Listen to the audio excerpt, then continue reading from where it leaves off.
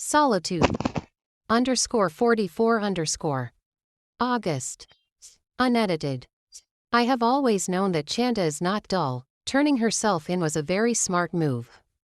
None of us saw it coming, and now Mr. Nakamba is fuming because he had already gone to talk to her, hoping that we would turn this all around and implicate Nella. Honestly, I feel about to be doing this, but it's nothing but business and I hold nothing against her. Your little girlfriend is smart, he says, sipping from his whiskey. I look at him wordlessly because I am sure he might use whatever I say against me someday. I am trying to think really hard about the step that we are going to take now, but I have run out of ideas. Do you perhaps know how we can get the firm back? He asks me when I don't respond. I could try to talk to Nella. Could. I will talk to Nella. What makes you think she will bend over to you? This time Mrs. Nakamba asks. I am still an employee and I think she likes me. So you will capitalize on her emotions. Something like that. That is the dumbest thing I have ever heard, she says, getting up to where her husband is. I watch her. She is a woman of a very few words, and this has made me believe that behind all this quietness is a lot that I don't know about her. She places her hands gently on his shoulders and begins to massage him. I see him relax. His facial expressions confirming it. Women in this day and age would never risk their career for a man. Nella is dumb. The firm is not her dream career, and I bet with me getting close she would lose it all. She laughs, and even though it irks me, I have to pretend that I like her if the offer they have laid down has to go through. Chanda was your girlfriend for a very long time. Why would you choose to betray her like this? Now the questions are beginning to get to me. I am not betraying her. It's just business, she asks as if reading my mind. Yes, it is just business, I say, taking a long sip from my glass of whiskey, which I haven't touched until now. Apart from what you have already put across, what else do you have that we can use to bring Nella down? She has very important documents that I am pretty sure has no idea how important they are. I could easily get those from her. You underestimate her, don't you? I laugh. I know Nella. She is eager to learn. She is passionate about what she does, but leaving her the firm was a very bad idea. She has no knowledge whatsoever on how to run it, and me getting it from her would be the easiest thing to do.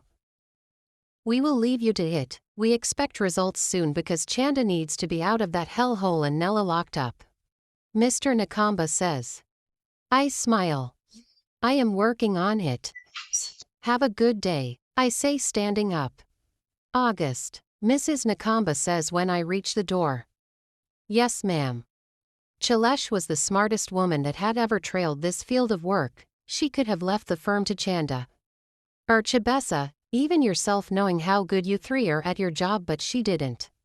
She left it in the hands of Nella. Maybe you should think of that. Nella was Chalesh's daughter. I am sure it was just a soft spot. Maybe even to make up for the lies of now telling her that she wasn't her child. Aside from that, I don't think there is anything that she considered. Nella is a makeup artist and has no knowledge whatsoever about running a law firm. She smiles, a mocking smile. There is so much you will never know if you are not open-minded. We have been in this business too long to know who has potential, she says dismissively. I look at her one last time before I walk out. This visit was supposed to make me feel happy about being the one to give them back the firm, but it has left me feeling all kinds of ways. For starters, because from the way they spoke, it's like they have so much faith in Nella. I drive over to her place. I am sure she thinks I was out of the country, but I never left. I was just using the time to think through everything. The gateman recognizes me and opens the gate for me. I see her car parked in the parking lot. How are you, boss? The gateman greets. I am okay, how are you? I ask, removing a K50.00 note from my wallet. Ah, boss, Sikimo Zoana, he says with a grin. Polite Vudo. He laughs, and I am guessing it's because of my funny accent. Is your madam around? Yes, she is behind, he says. I have never been to her backyard before, so he leads me there and I find her sipping on juices. She burns some things on the braai stand. I look around for clues and see the box that she had in the house down. August, she says with surprise, and I am guessing it's because she thought I was out and I have to pretend to have missed her when I just want to find out what she is burning. You didn't tell me you were back, she says as we embrace. I can smell the lavender on her skin. Every shower gel she uses has lavender. You should have told me that you were on your way. I could have picked you up from the airport, she says, looking at me away from my embrace. I had to come. I was worried about you. Me. With Chanda being behind bars and only Chibesa at the firm, thought you might need a little help. I need a lot of help, she says with a smile. What do we have here? I ask, pointing at the box.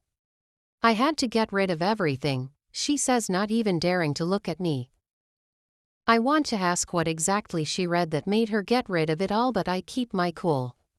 Not today, Satan, not today. Your friend and author, Winnie. Hibiscus.